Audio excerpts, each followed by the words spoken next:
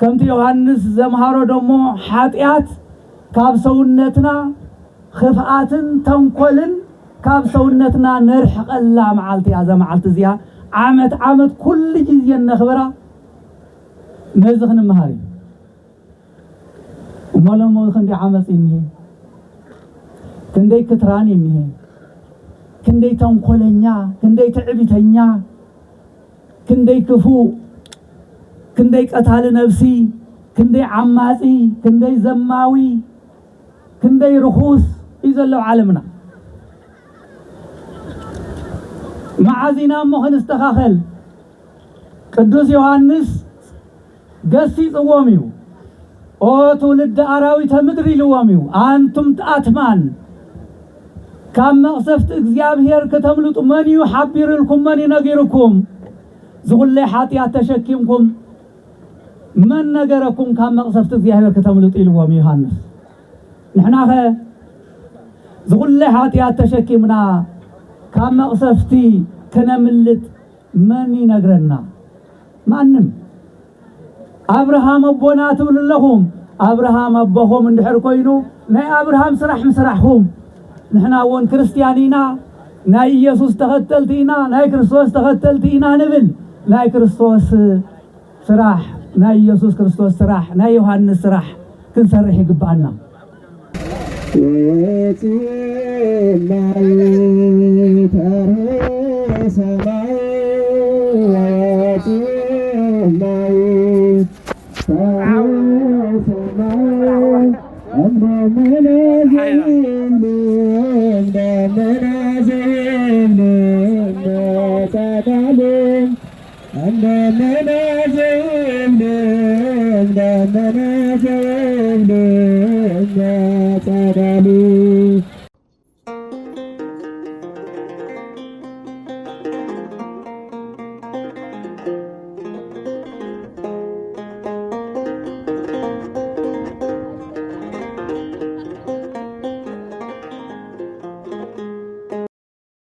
وامدهر تتمكو كله حزب تتمك اغزينا يسوسني كله حزبي مستتمقه يسوس كريستوس ويتانا تتمقه يبل ناي لوقاس وانجيل معراف 3 قصر 21 ويتانا مداني عالم كريستوس كلنا ابزن نركب كم نفلطو أب بحر يوردانوس أب غليلا أكبابي زركب أب يوردانوس أوراجا زركب بحري كم استتأمق أقول لها أنا نفلسينا كل سب مستتأمق دحارقن ويتانا يسوس كريستوس مزيو أمج أرشات تأمق إيزبلنا نايت حزبي شعوز تطمق زنبره ناي مጨረሻው ማለት بدحريو ግን ተጠምቀት ቀየሪ ጌታ መራኒ ዓለም ክርስቶስ መስተጠመቀ ቀየሪ ተጠምቀት ዮሐንስ بدحريو እየጠመቀን ማለት ስለዚህ ቅድሚ ጌታ ጎይታና መራኒ ዓለም ክርስቶስ ቅድመ መጥማቁ ዮሐንስ ጌታ ቅድመ መውላዱ 6 ወር ቀድሞዎ ዮሐንስ ተወሊዱ ቀቅድሚኡ ዝተላአኸ ናይ ጎይታ መድኃኔ ዓለም ክርስቶስ መንገድ ክጸርግ በነቢያት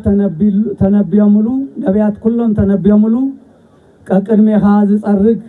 መንገድኻ ዝጸርግ ክልእኸልካ እየ ብዝተባሃለሉ መሰረት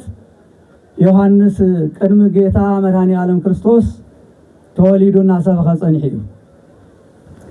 እንታይ ልዩ ናሰበኸ ጸኒሑ نفسه وأمنوا اسم قربت منግስተ ሰማያት መንግስተ ሰማያት ቀሪባ አያሞ ንስሐ እተው አነ ናይ ንስሐ ጥምቀት ከጠምቀኩም እቲ ደድሕረይ ዝመጽእ ቅድመይ ግን ዝነበረ ንሱ ድማ ብመንፈስ ቅዱስን በሐውን ከጠምቀኩም እዩ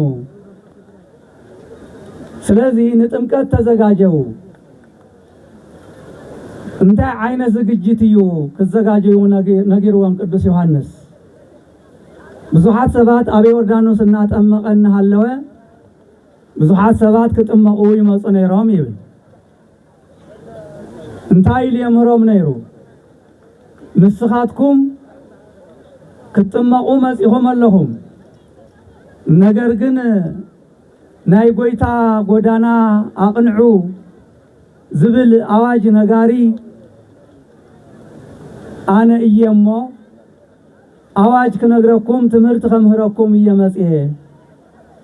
ስለዚህ ናይ ጎይታ መንገድ ይቅንዑ እቲ ሓባት ጎባት እውን ይቅናዕ እቲ ክንድምባ ዝኸውን ጎቦታት እውን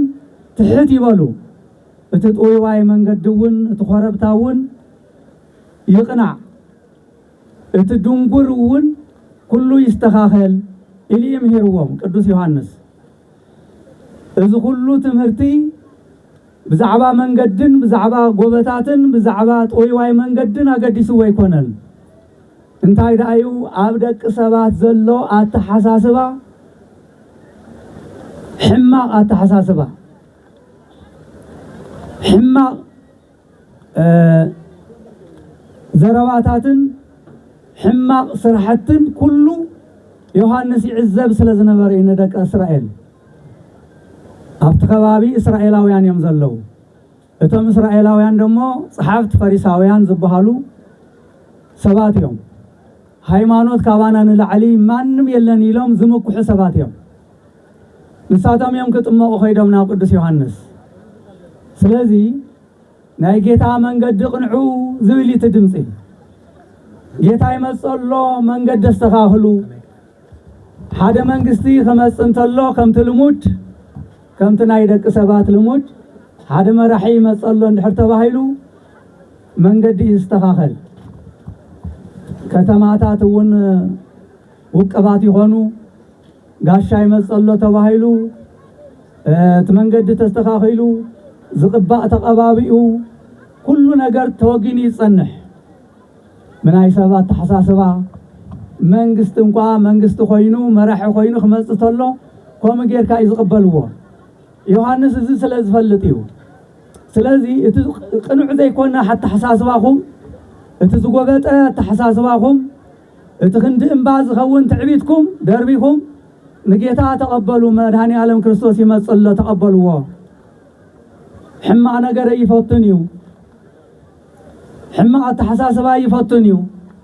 ስለዚ ሁሉ ሓሳብኩም አወግዱ እቲ ምሳኹም ጸኒሑ ዝነበረ ነውራም አወግድዎ ናበለይ ናሰበኹም ጸኒሑ እዚ ክሰምዑ እንተለው ናተደነቁ ብዙሓት ሰባት ብፍላይ ድማ ሰለስተ ዓይነት ሰባት መጹናው እዩ ዝብሎ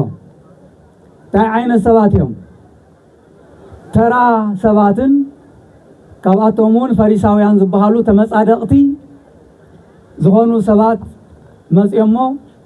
እሞ ትምህርቲ ሰምዕና ኣለና በሐቅኻ ተረዲእና አሚንና ኣለና ጥምቀት ምእንቲ ክንጥመቕ እንታይ እንተገበርና ሓይሽ እስትዕሪኻ ንገረና ኢሎሞ እሺ በልካ በልኩም ክልተ ክዳን ዘለዎ ሰብ ተሓደ ንድኻ ይሃብ ኢሎም ሂርዎም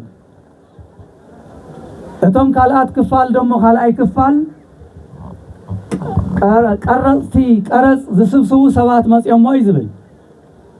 ቀረጽ ሰብሰብቲ በእስራኤል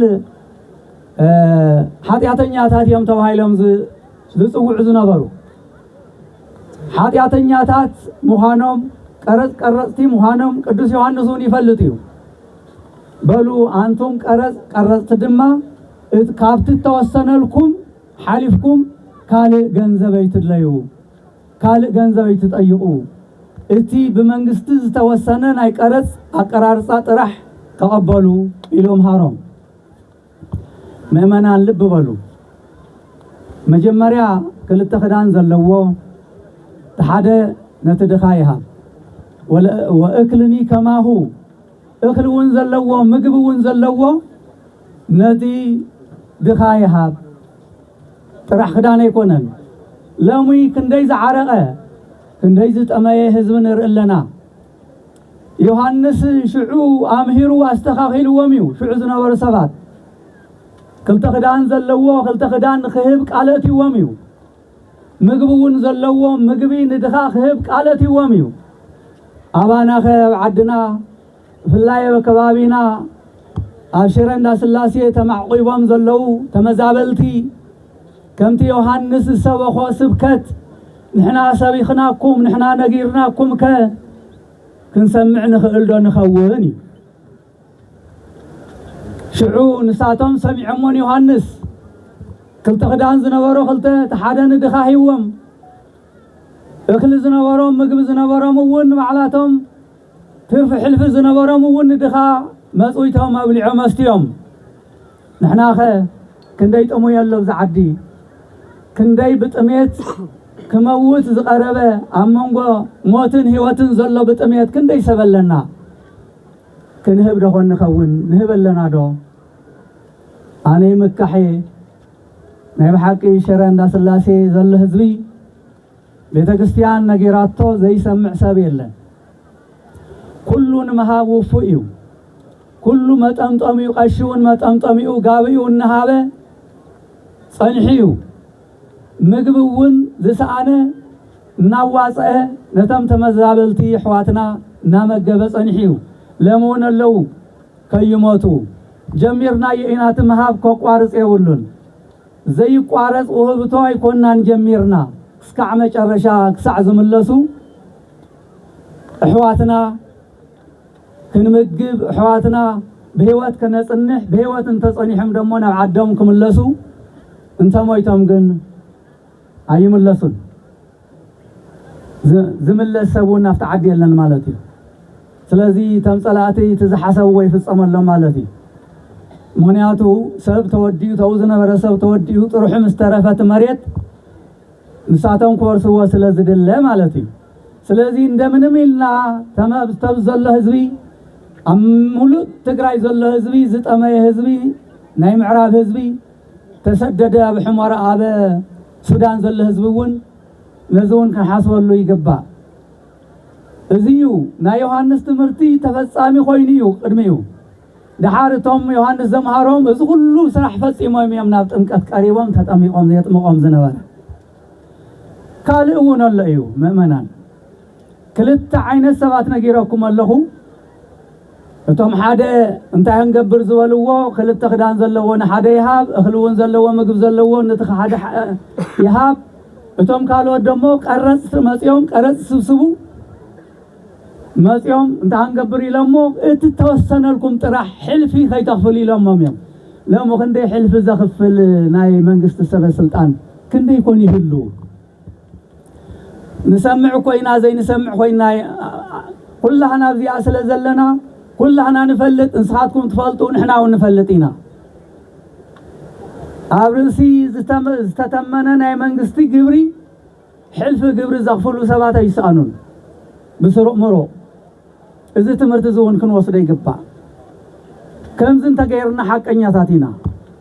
التوسن كله بتتوسن الله من قدي بتتوسننا وساني ندحر كيدنا كريستيانينا حقنيا كريستيانينا على بلزيا ግን ስም ናይ ክርስትና ስም እንበር ክርስቲያን አይኮናን ማለት ነው ምክንያቱ እቲ መጽሐፍ ዝበሎ እቲ ውሳኔ ዝወሰኖ በተውሳኔ እንደህ ዘይን ማላልስ ኮይና ማለት ነው مبل سالساي كالو سبات مصيمون يوحنس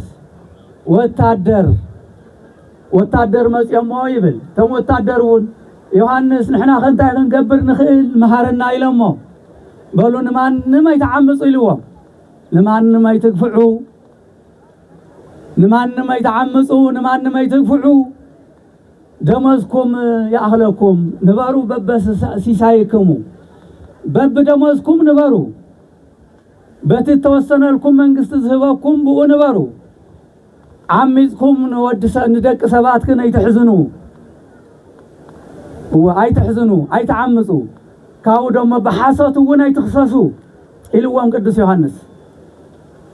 بحسوت ونا يتخصصوا نساتكم وتادراتهم ناي منغستي تشومتيهم سبع سلطانهم نتصلاكم بحسات نامسكركم بحسات نخسسكم تقفعوا وتحزنوا ولهم እግዚአብሔር ድማ ናይ ሓደ ሓዘንተኛ ሰብ ናይ ሓደ ንብዓት ተቀባሊ እዩ ምስ እግዚአብሔር ትላተሙ ምስ እግዚአብሔር ትባኣሱለኩም ከምኡ ኸይትኾኑ ኢሉ እዞም ሰለስተ አካላት እዚኦም ብቁዕ ትምህርቲ ሂቡ ንሳቶም እውን ኣብ ግብሪ ውዒሎሞ እሺ ካብ ዝሕጀይ ነደግምን ከም ዝበለ ስራሕ እውን ንሰርሕን እቲ ዝሰማሃርካና ትዝበልካና ክንፍጽም ኢና ኢሎም ምስ ኣመኑ ናብ ንስሓ መስኣተው ንስውን ኣጥሚቑ ሰደዶም ይዝብል ነዚኦም ኩሎም ኣጥሚቑ ምስ ሰደደ እዩ ወእምድኅረ ተጠምቁ ኩሉ ህዝብ ኩሉ ተው ዝነበረ ህዝቢ ናይ ንስሓ ጥምቀት ብማይ ምስ ተጠመቐ ካብኡ ጎይታ መድኃኔ ዓለም ክርስቶስ በዛ ለመዓልቲ እዚኣ ጥሪ 11 መዓልቲ ለይቲ 10 ሰዓት መጽኡ ናብ ዮሐንስ ዝተጠመቀ ማለት ኣብቲ ጥምቀቱ እውን ብዙሕ ትምህርቲ ንርእዮ ኢና ብዙሕ ትምህርቲ ንመሃረሉ ኢና መጀመሪያ ኢየሱስ ክርስቶስ ከመጽእ እንተሎ ዮሐንስ ከምቶም ህዝቢ ትምህርቲ ያየምሃሮን እንታይ ዳይሉ እዋ ኣነኮ ነቶም ህዝቢ بتحتاي ويم دمو خمايز مسلو حطياتنيا تا ስለዝኾኑ እየዘጥመቅኩዎም ንስኻ ደኣ ከመይለ ንዓኻ ኸጥምቕ ኣነ ናባኻ መጽእ ኸጥምቕ ይግባኣኒ እምበር ከመይለ ንዓኻ ኸጥምቐካ ንስኻ ደኣ ፈጣሪ እንዲኻ ፈጣሪ ዶ ብፍጡሩ ይጥመቕ እዩ ፈጣሪ ዶ ብፍጡሩ ይተሓዝዩ ፈጣሪ ዶ ብፍጡሩ ናብ ፍጡሩ ይመጽእ እዩ ናብ ፍጡሩ ክደክም ደይኽእል እዩ ኣነ ክመጽእ ይግባኣኒ ካባኻ ኽጥመቕ ይግባኣኒ ምስ በሎ ኣይ ግደፍ ደኣ ለመዓልቲ ናይ ጽድቂ ስራሕ ክንፍጽም ይግባኣና እዩ እሞ ግደፍ ኢልዎ ኢየሱስ ክርስቶስ ግደፍ ለመዓልቲ ናይ ጽድቂ ስራሕ ክንፍጽም ይግባኣና እዩ መን ይኹም ዝበሎ ኢየሱስ ክርስቶስ ንዮሐንስ واي ماشين تايلكا دايلو اطميقو لمون قال زلنا كلنا بعال خنا خبر زمصانا بمولئنا ناي صدق سراح كنسرح يغبانا امبر بعال طرح خنا خبر ايكونن كوم يكونن تمرتي ناي كريستنا تمرت كوم يكونن بعال مخبار طرح يكونن ناي صدق سراح كنسرح يغبانا አንተው ነው ረድ ዝሜዳዚ ባህረ ጥምቀትዩ ከም ኩሉ ኣብ ትግራይ ዘለው ባህረ ጥምቀታት ከነኽብሮ አትክልተን ተኽለሉ እቲ ትሪእዎ ዘለኹም ናይ ማይ መሰብሰብ ገንእውን አጸባቢቅና ክንሰርሖ ዘመናዊ ክኸውን ገንዘብ የድልዩ ናበልኹም ነይሮም ትክክል ሆም እዩ ኣነ እኮ ካብ ዝመጽእ 9 ዓመት እዩ ከም ኣኒሃ ምንም ለውጥ ዘይብላ ምክንያቱ እቲ ሜዳ እቲ መሬት ሙሉ በሙሉ ኣብ ኢድና ስለዝኣተወይ ለሙ ግን ተነጋገርና ከምቱ ዝበልዎ ኣብ ኢድና ካኣቲ ኣብ ኢድና ብዝኣተወሉ ሰዓት ገንዘብ ኣለና እዩ ኣብ ባንክ ተቐመጠ ለሙውን እትህውና ሰባት እንድሕር ሃሊኹም ናይ ጽድቂ ስራሕ ስርሑ ዝበሃለሉ ዘለዚ እዩ ናይ ጽድቂ ስራሕ ንስራሕ ኢሉ ኢየሱስ ክርስቶስ ንዮሐንስ ክልታህና ኣነ ንስኻን ዮሐንስን ኢየሱስን ናይ ጽድቂ ስራሕ ለመዓልቲ ክንሰርሕ ይግባአና እዩ ኢልዎ እሺ ኢሉ ያጥሚቕዎ ንስኻትኩም እውን ኣነን ንስኻትኩም እውን ለመዓልቲ በዓል ጥራሕ ኣኽቢርና ክንከይድ ኣይግባአን ናይ ኢየሱስ ክርስቶስ ጥምቀት በዓል ጥምቀት በብዓመቱ ነኽብሮ ንዑ እውን ብዝግባእ ኣኽቢርና ዘኪርና መባእና ፍሲስና ስለ ኢየሱስ ክርስቶስ ጥምቀት ኢልና መባእና ፍሲስና ክንከይድ ይዝግባእ ካው ሓሊፉውን ለመዓልቲ ኩልሁም እርግጸኛ እየ ወይ ልደት ዝሓረድኩሞ ወይ ለመዓልቲ ዝሓረድኩሞ ፌስታን ተድላን ጌርኩም ክትውዕሉ ኢኹም ዘለኩም ሰባት ነገር ግን ዘይብሎም ሰባት ደሞ ቅጫ ሲኢኖም ስብቆ ሲኢኖም ዝውዕሉሉ መዓልቲ ኢሎም መዓልቲ ንሕና በልዕና ብበዓል ተሓጒስና ክንውዕል እቶም ነዳያን احواتنا خفال عصمتنا جن سبقون كجان سيناهم كوعلو اي جبان ناي صدق سراح خنسرح يجبانا الو يسوع كريستوس يوحنس ازي تصدق مالت حد سبات ببعمتو بعال تمكات 11 عمت كنا خبر انتلناس كم حدش تطمقت زمسلهم سبات اللويم بفلاي منافقان كم يكونن كم تنساتهم زحسبوا يكونن كم حدش تطمقنا كاب كريستوس كاب املاك نولد يكونن نسما ب4 معلتن ب8 معلتن حليفو نمنت هيداينا ببعمت 11 نخور زلنا لب بلو كلهم بعال مخبار لمو طرح يكونن تجميرو انكان ناي كريستوس لدتن طمقتن ناي قال بعال سيخبرلن يو عالم يخبرلكو نفلط اندينا نوعال ماذرس داي فازرس داي نوعال مي داي نوعال بالانتاين نوعال خنديل كامو يقصر عالم زخبر زل بعال معاز كم تجب معال مخبار معاز كم تجمره من البات لو محزي لو معال تزكيب لكم يخلين بتفلطوا ويهم معاز يتجمروا بعال مخبار بعال مخبار من يجمروه بعلو مداني عالم كريستوس بعلو فتاري سماين مدرن فطيرو افتا شامونيت معالتي قدام تبهال معالتي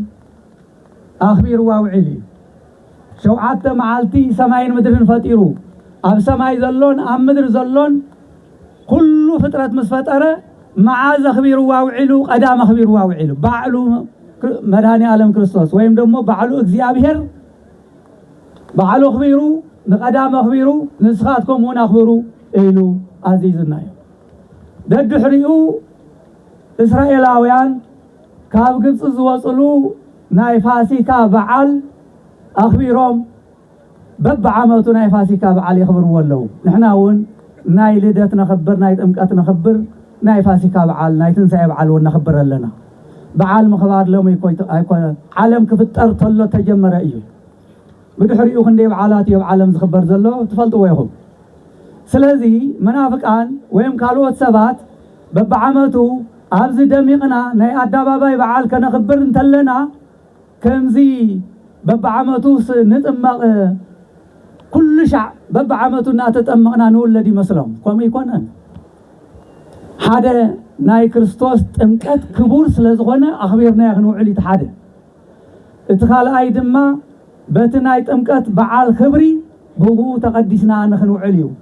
በረከት ክንረክብ እዩ እቲ ሳልሳይ ኣብቲ ጥምቀት ኢየሱስ ክርስቶስ ክጥመቕ እንተሎ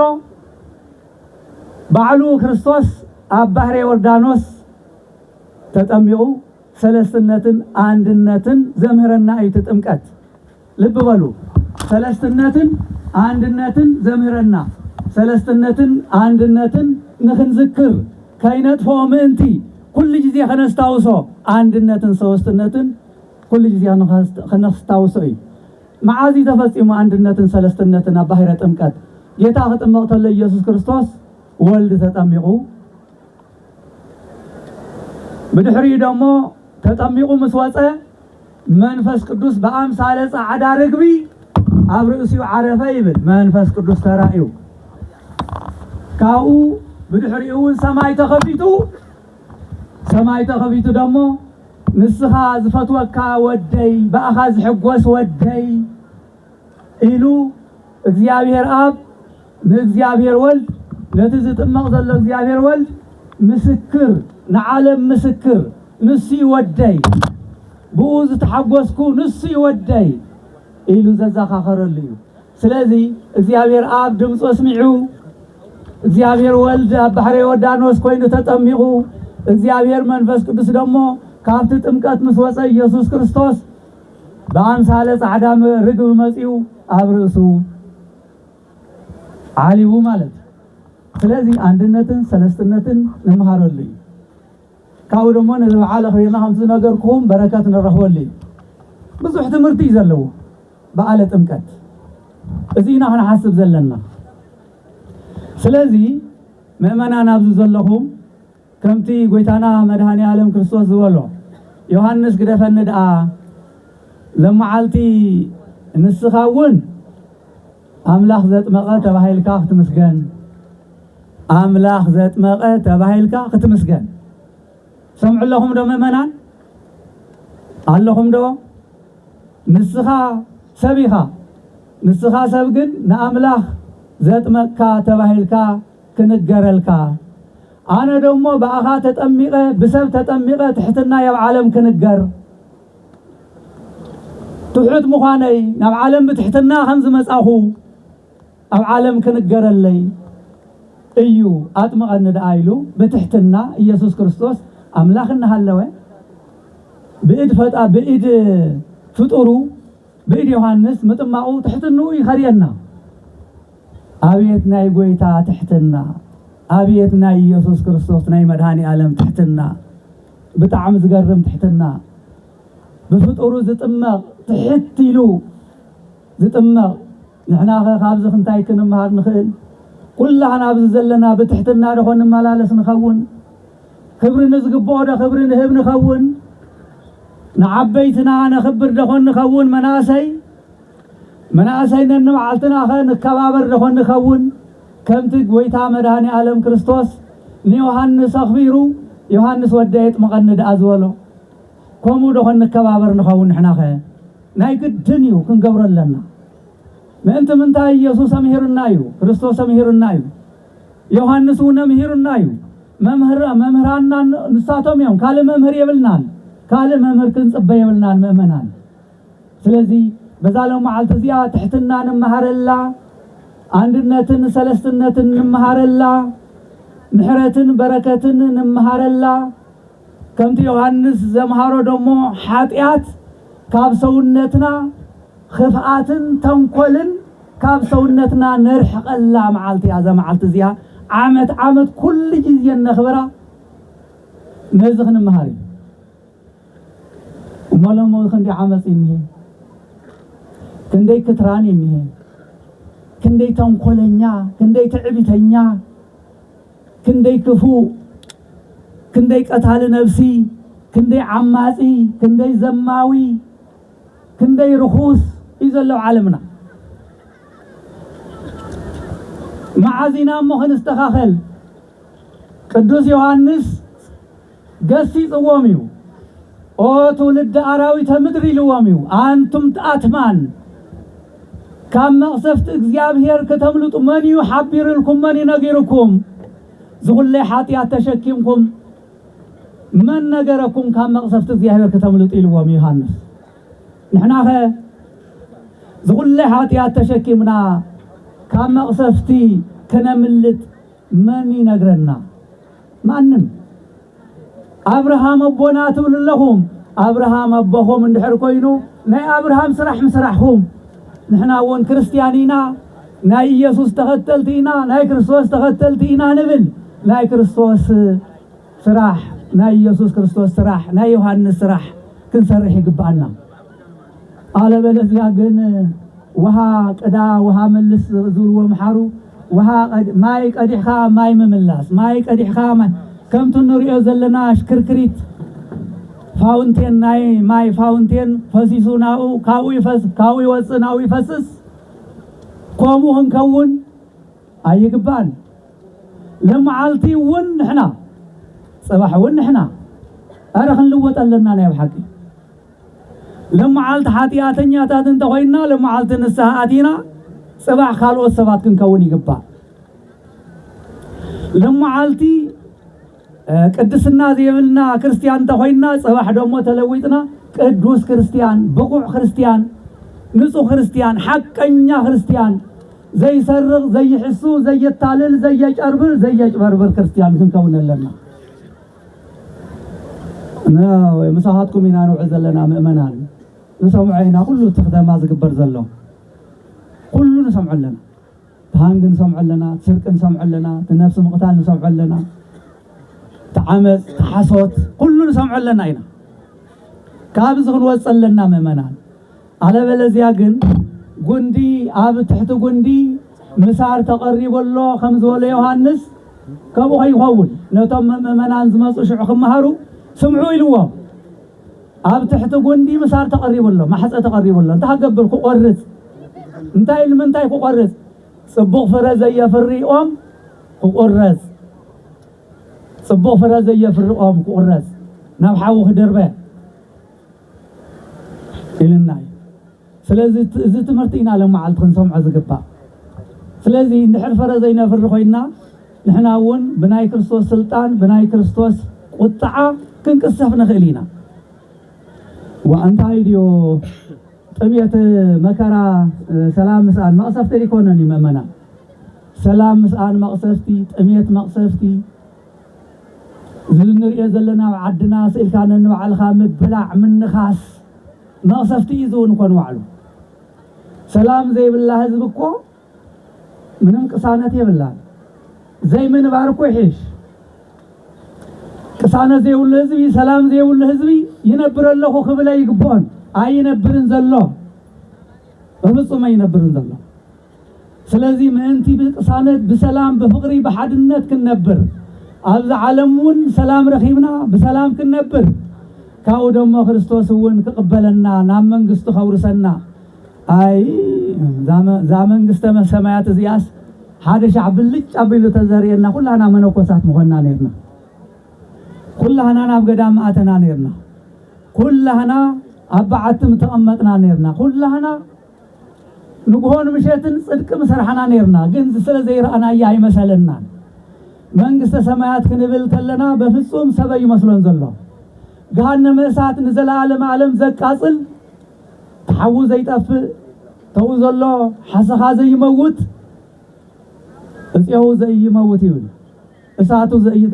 ዘይጠፍ ይብል ኃጢአተኛታት ሰባት ናውዮም ከዱ እቶም ጻድቃን ደሞ ናብ ዘላለም ዓለም ብርሃንና መንግስተ ሰማያት የምዛአቱ بقليل هنري أي جبان مؤمنا سلازي بعال نخبره ني خبرنا نبعلتنا نسلامنا نحدنتنا نبركتنا إلنا إنا نخوره بزح بركات رخيبنا إنا لهم معلت كلهم مسيحهم ذلهم مضي سلازي نايلهم معلتي ملأخت زيو إنا عمش الرشاقن عن طوي لي إيه معلت زاب على زياه كلها تحبسنا الله نوعل بعليا قبل ده تجميرك سعزالهم معلت زياه قد ما معسكر زلوا وجناتنا ما يحق إساءهم زلوا حضراتكم ذكروهم حسابهم اتوهاب إيدكم كي يعصر اتقنوا لبناهم ون كي يغير حضرا سلازي نحسبهم بعال مخانم انت فلتوا ولا ما عتلكات امكاتيو تعرف لنا داتو سانا خيولو تمكت مخانون ذكر ما فعلوا نسخاتكم زبلع ستحسكم زخدن حسكم تمكت مخانو ابسروهم لو معلت خيركم مالتي كلنا هم نقبر سلا سلامنا ونحسب سلامنا حمق اب حدقا يزل سلامنا لان بعلتنا ابزيا زلنا كلنا يقرتا انت زي تبهايلنا انت زي تعاريقنا كل سوق عرق يخلي نحنا نجمره سلا سلام نصلي سلا حدنات نصلي سلا حزبنا نصلي سلا عالمنا نصلي سلا امنتنا ونصلي امنتنا ونشرشر اللي حاضرا مؤمنان سلا سمعهمني እግዚአብሔር ይስማعهم ናይሎም መዓልቲ መልእኽተይ ኣብ ዝውድእ ኣለኹ የቐረየለይ ክብሪ ሃበለይ ጽቡቕ ዝተባረኸ ዝተቐደሰ በዓል ይግበረልና እግዚአብሔር አምላክ ካብዚ ኩሉ መከራ ሰዊሩ ሰላማውያን بحادثنا ننبر سبات نخون قدس فقاد يخون لنا أملاخنا وسوات للزيابير ولولادكم آمين